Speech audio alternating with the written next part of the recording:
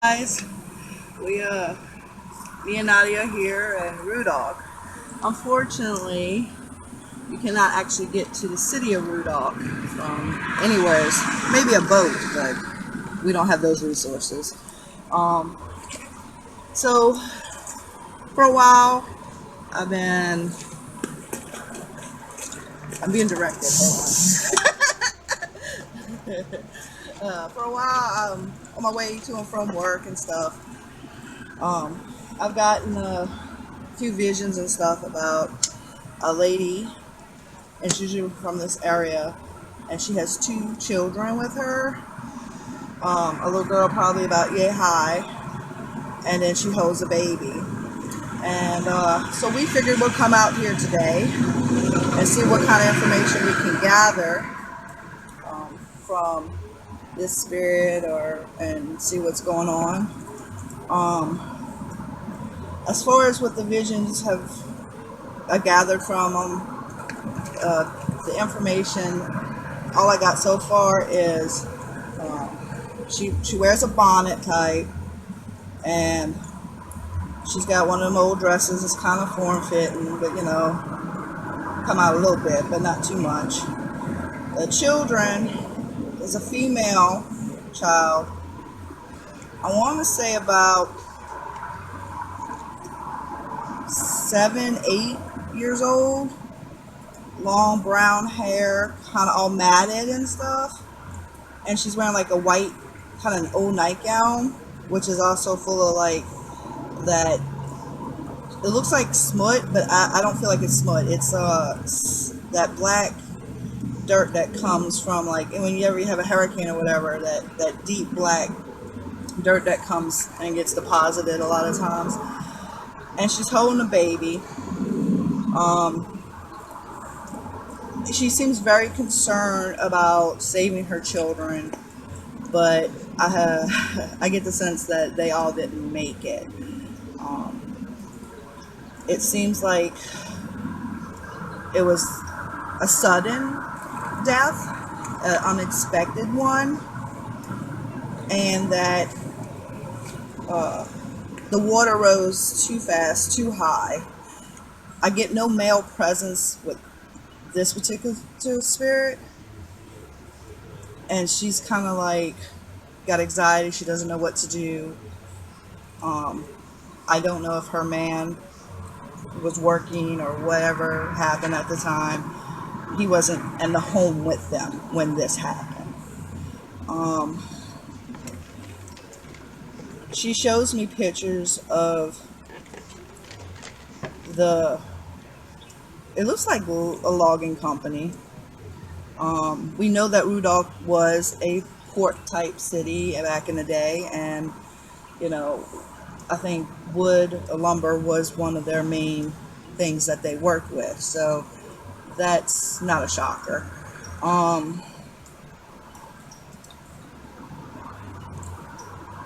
I feel like the number 45 comes like really strong on how many people, I don't want to say how many people lived in the town, but were kind of in the vicinity when this happened. I don't know the year and all that, but that's what I have Nadia for, to do all that research. And she does have information, but she cannot share it with me at the moment until we get all that we can from the spirits that we are trying to communicate with at this moment.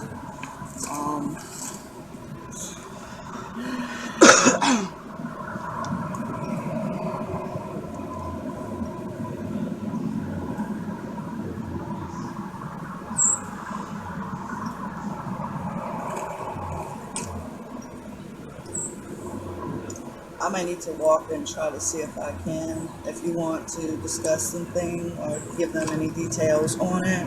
I'm calling you.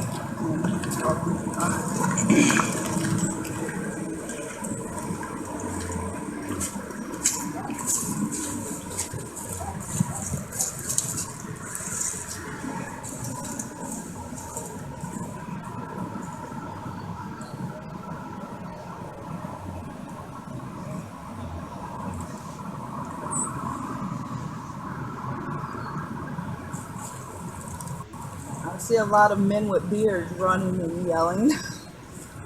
Not surprised.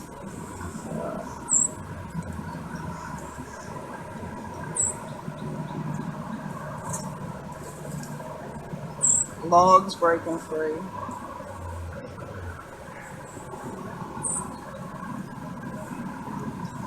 It looked like most of it was the storm surge, mostly, not the actual hurricane itself that took these guys out.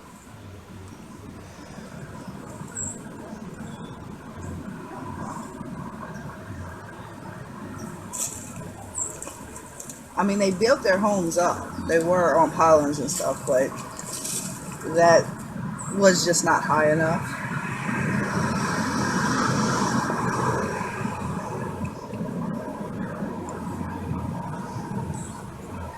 Looks like the lady with the children, she actually didn't so much as drown instantly. Having technical difficulties. Everybody that knows spirits, electricity, and electronics does not really work good together. We're not on an official investigation where we have all this fancy equipment out. We only have cell phones and my computer camera that's stationary to pick up anything that we may miss. So unfortunately, we seem to have more visitors coming forth than just the lady and the two children, which was the original call for help. Now there's quite a few of them coming, and they all seem like, oh look, somebody's here to help us.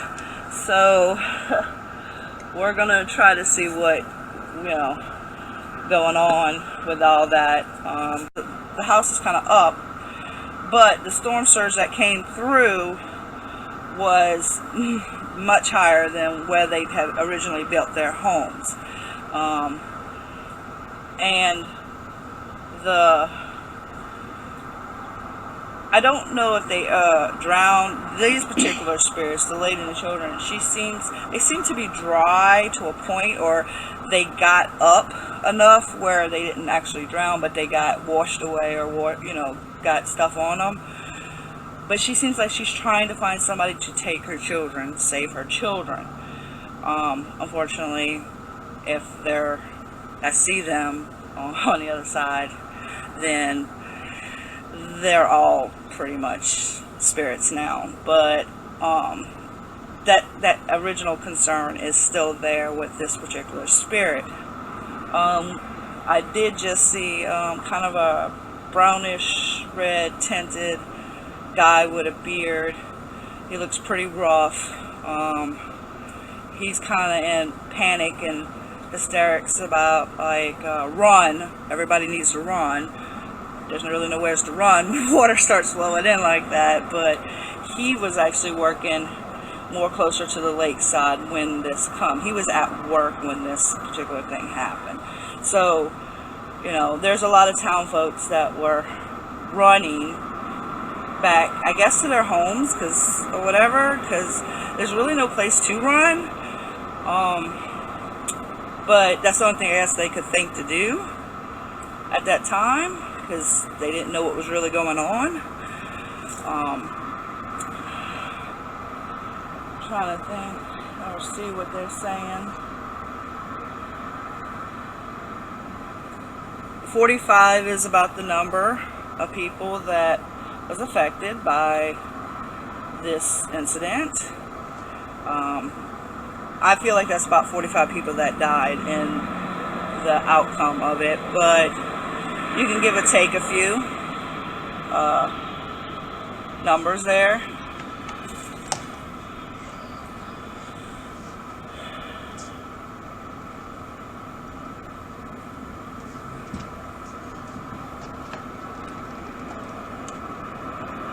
It's just really devastating event for these people. They didn't have a lot of food. So some of them who didn't drown in initial storm surge and flooding, there was no help coming. Like, they just starved and died of disease, and they're waterlogged, and they're panicked, and They don't know what to do. There's definitely more men than women here. So I guess a handful of them have wives and stuff. But most of them were guys that came from, seem like they're out of towners. Poor guy, you know, poor, the poor people of the society back then.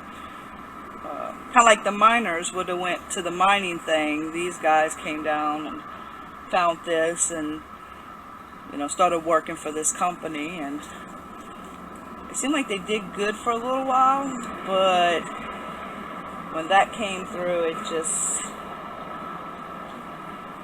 they weren't familiar with the territory. They really weren't familiar with this area.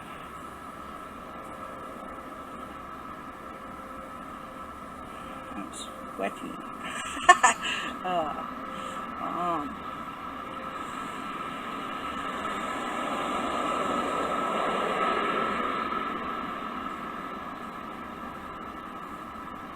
The lady with the kids is the only kids that I see here. That doesn't mean that they didn't have more. That just means they may have passed on or whatever. You know, this lady and her kids are the only ones that are making a big imprint here.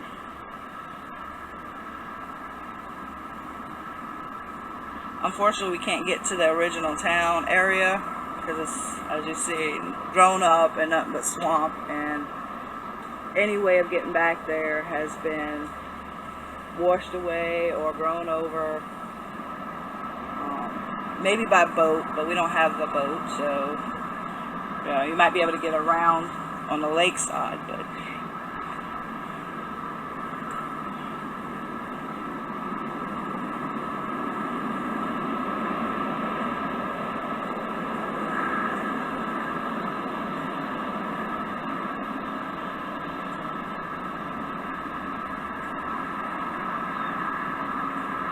most of the guys seem to be around between like their early 20s, late, like to early 30s. Nobody's like really, really old, like old.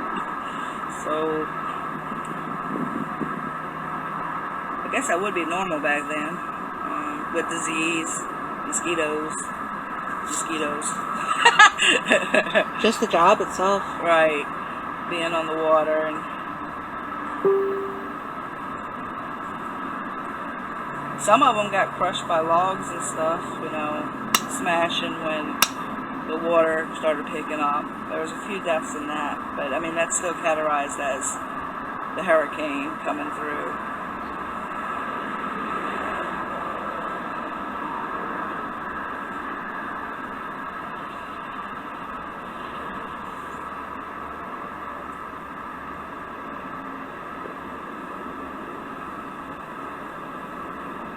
I mean, I'm not really picking up anything that isn't like I wouldn't know like by common sense or anything at the moment. Just about, you know, seeing these individuals. I mean, most of them have beards, most of them look waterlogged, most of them look like they're all wet and swampy. I mean, we're in the swamp. You know, kind of have overalls on. They'll spin the things a lot. But you gotta keep the pants up back then, you know, living in the wood.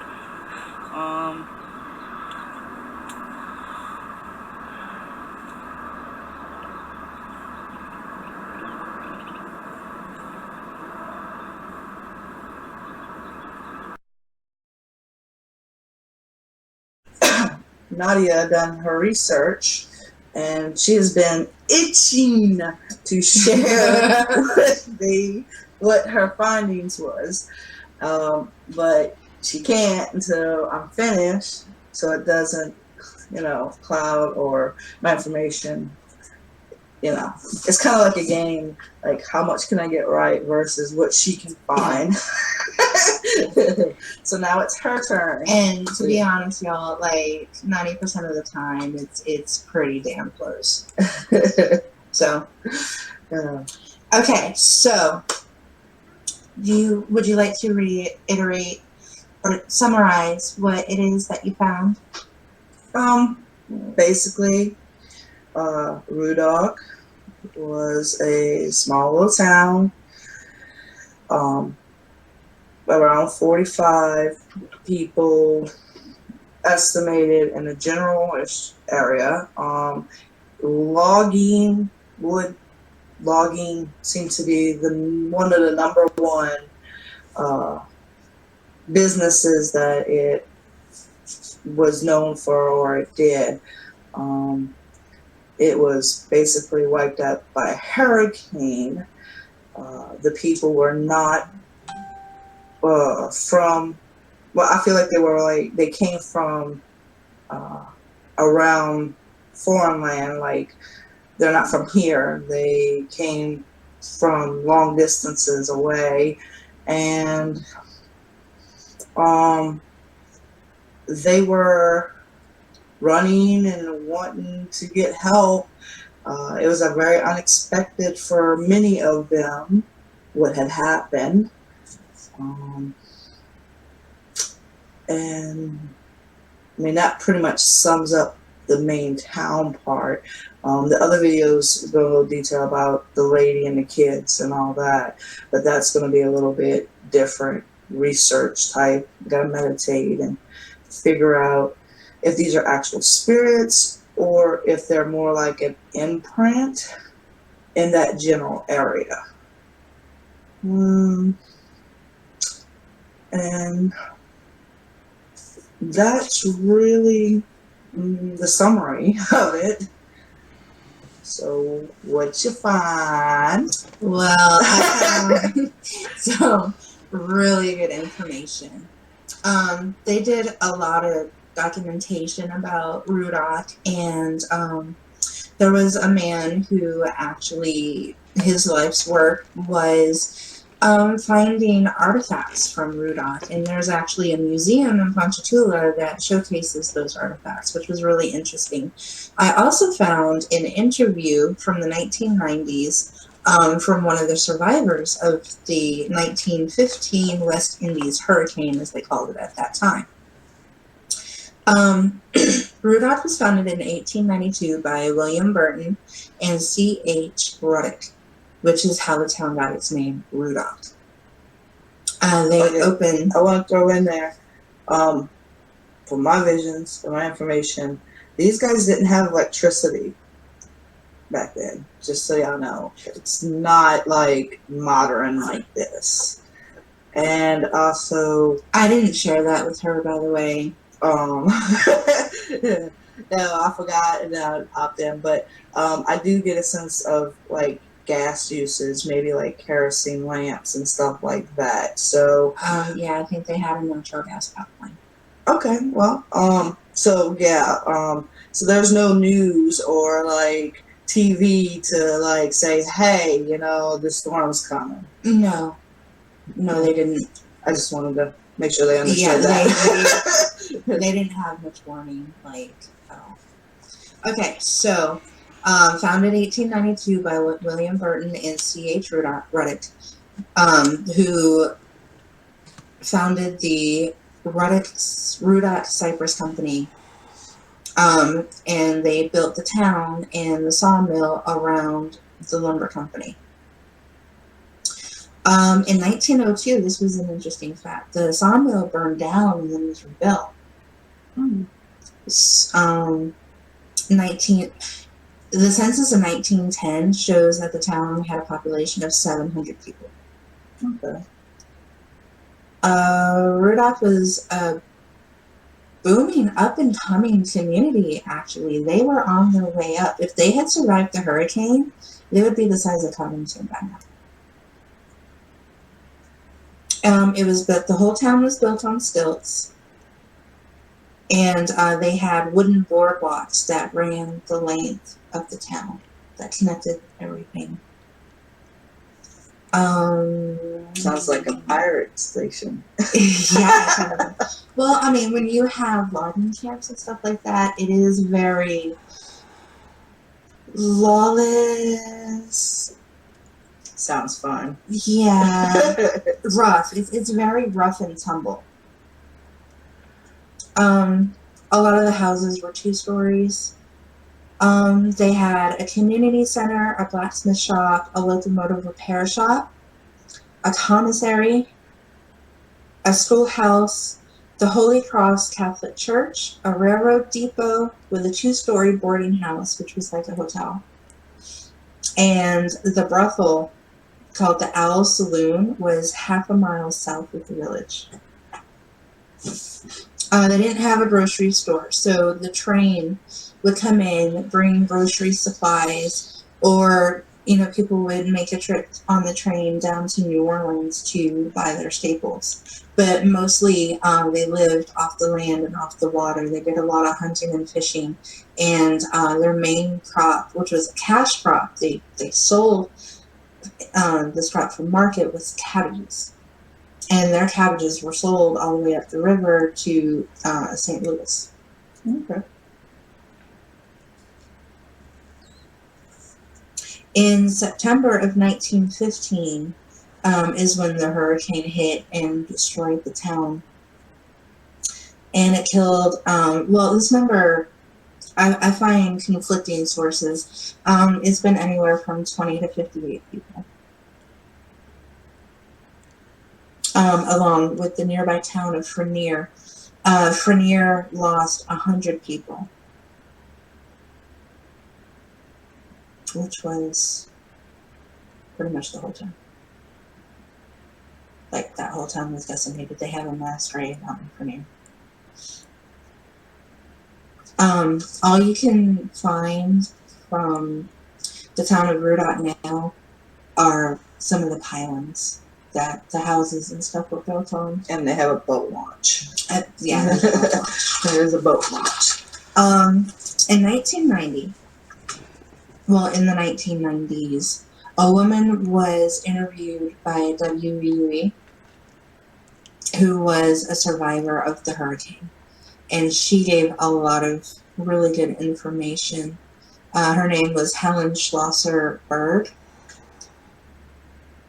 She would have been at least 75 years old. She was probably older than that, closer to 85. On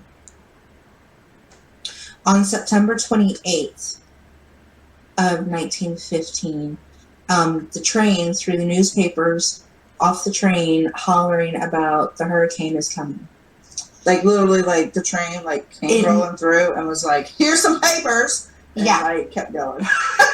Right. Like, it never stopped. The train didn't stop. They just threw the papers out. Hurricanes are coming! On September 29th, 1915, the hurricane hit with, and again, there's conflicting information on this, between 100 and 145 mile winds. So, ooh, that's a big one. Yeah, it was big. It was a Category 3 or a Category 4, and it passed right over. I've seen the storm surge, and it was pretty up there. Like, people are estimating at least 30-foot storm surge. Well, from the down road where we were, it would have been way past like where the interstate would have. Anybody that knows this area, there's a low road, like the low highway, and it's like a service road. You have the interstate that runs up here. Mm-hmm. Like, what I see that stuff was like way over the interstate. Yeah, which back then they didn't have the overpass. Right, because that's new. Right. But, it was pretty, high.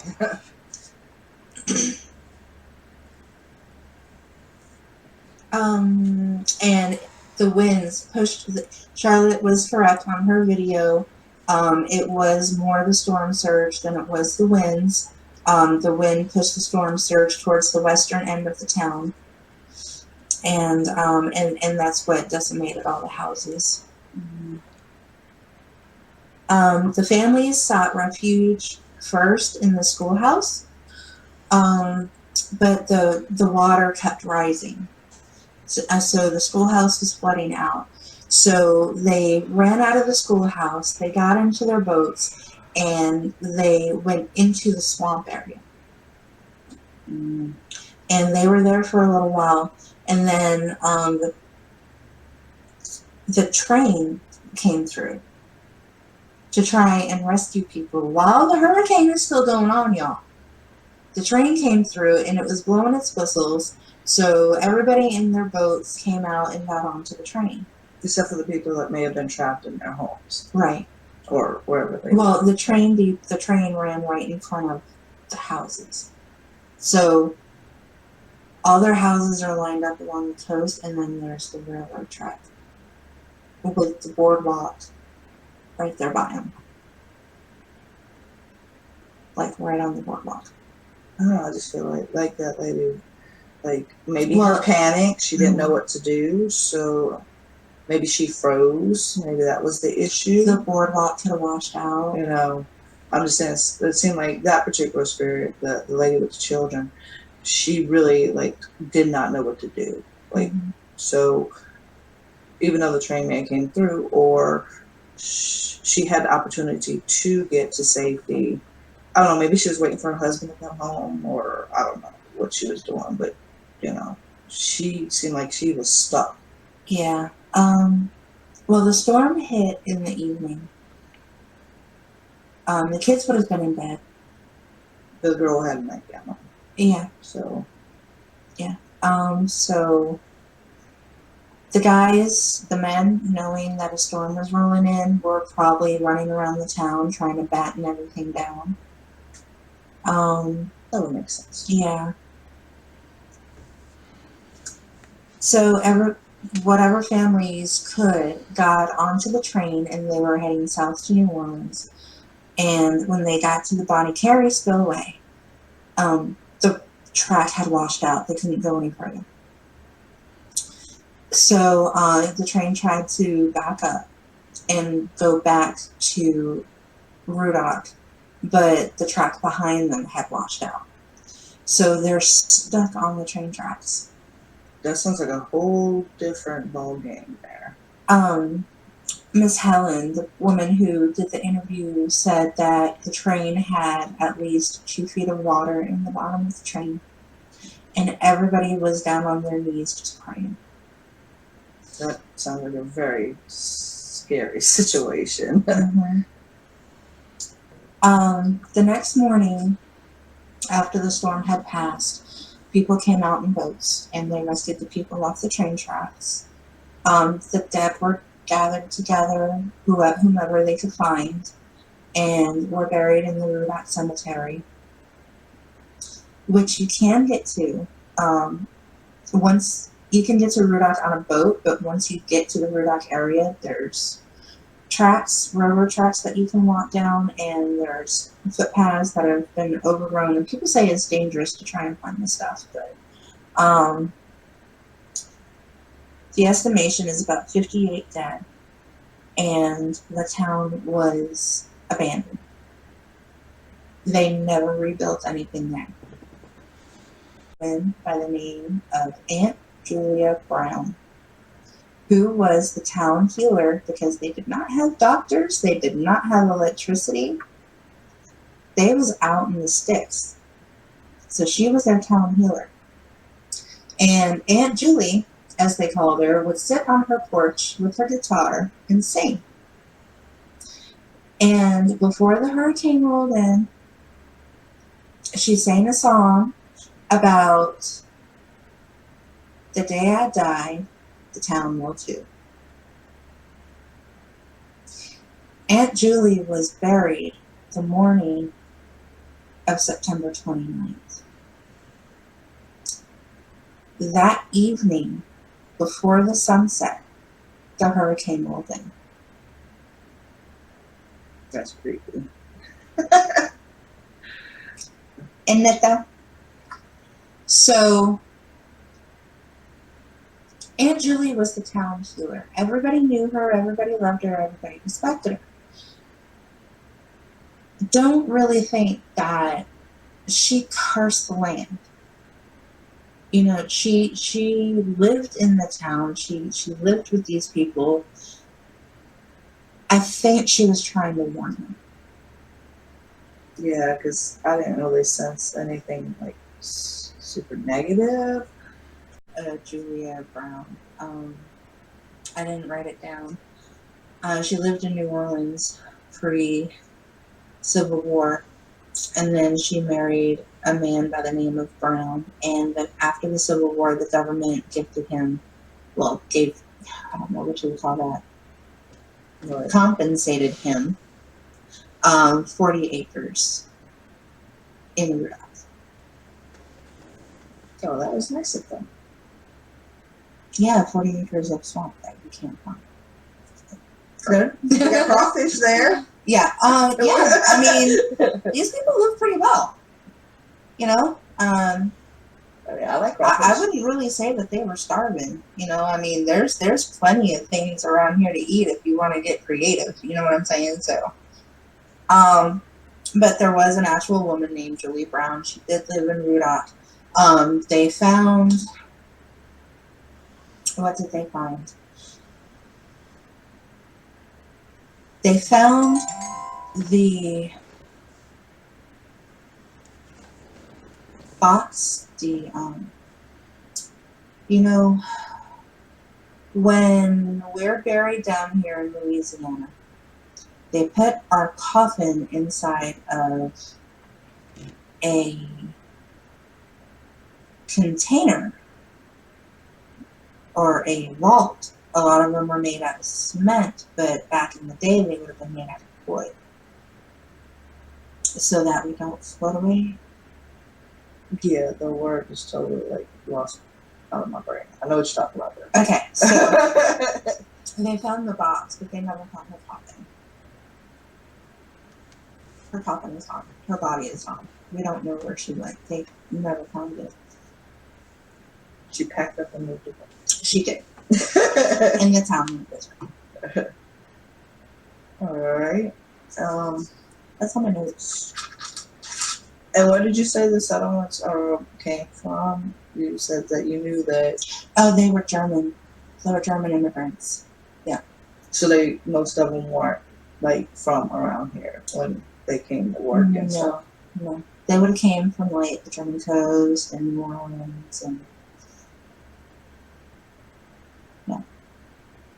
So they had basically 24 hours from the time a newspaper got thrown out of the train to do something. Yeah.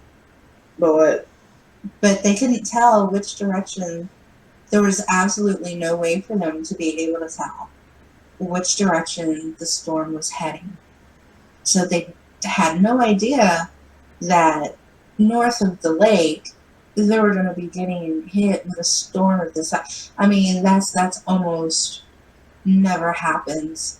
New Orleans will get hit before the North Shore does. You know, we'll get some wind and some rain and a little bit of storm surge, but not to that effect. I mean, that was real devastation. I mean, that would have been like Katrina hitting New Orleans on the North Shore.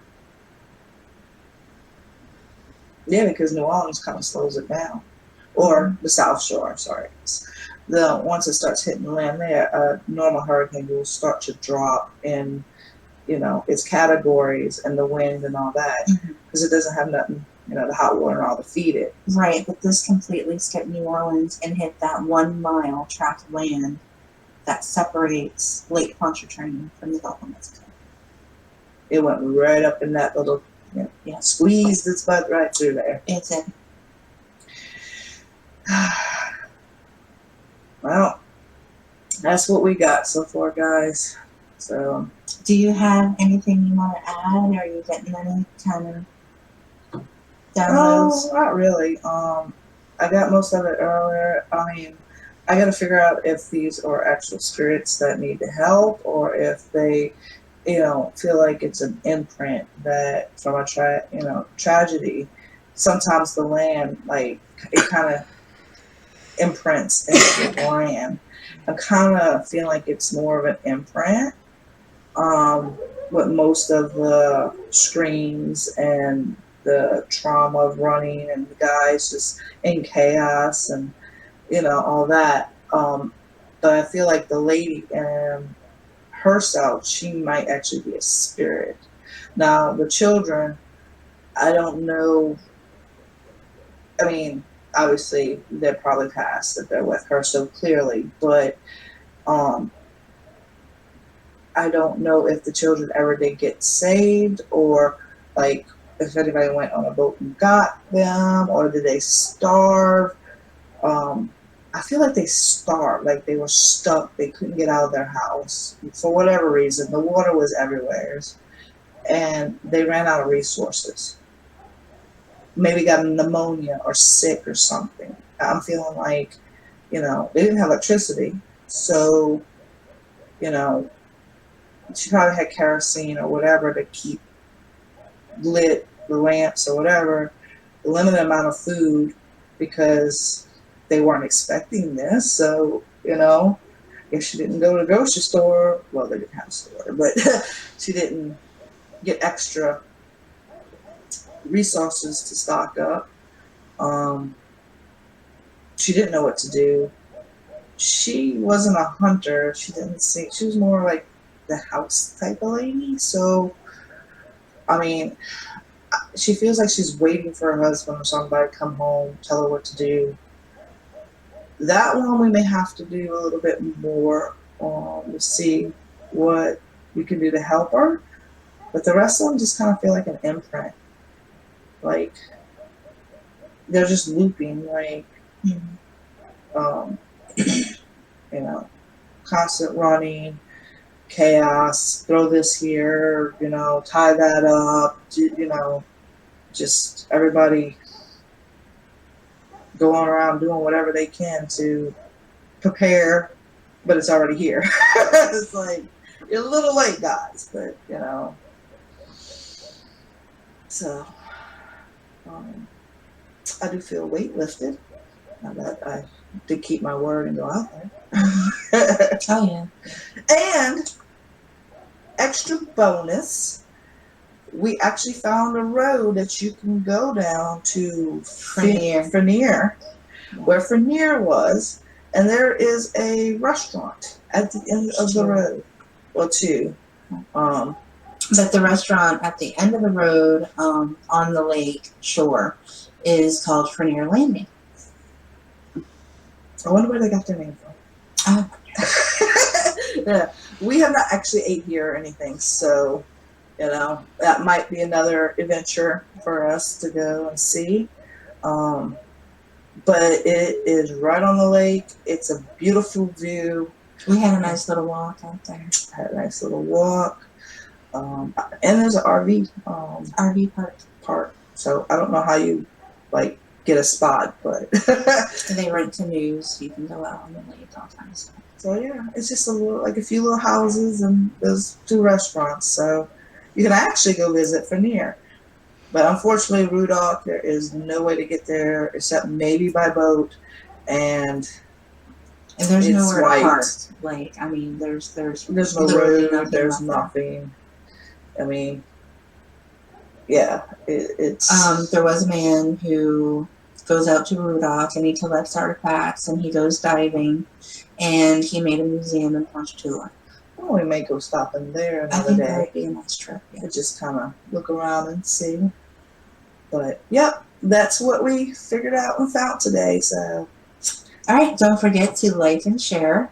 Comment, replay down at the bottom if you have any questions. Leave them in the comments, and we love y'all. Have a great day.